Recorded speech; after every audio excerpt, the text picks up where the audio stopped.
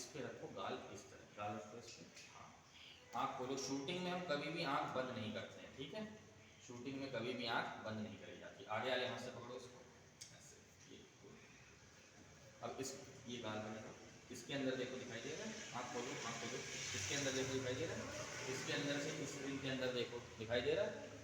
इन दोनों के बीच में जो 2 नंबर पे आपका टारगेट लगा है, उस ब्लैक रिंग को लेके आओ, एडजस्ट करो इन दोनों के बीच में।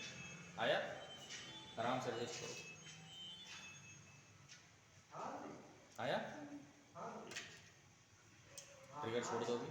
हाँ, आराम से इस रिंग के अंदर देखो दिखाई दे रहा है, इसके अंदर, इसके अंदर दिख रहा है, इसके अंदर, इसके अंदर से इसके अंदर दिख रहा है। इन दोनों के बीच में ब्लैक रिंग आ रहा है, आ रहा है। आराम से शूट कर दो धीरे से।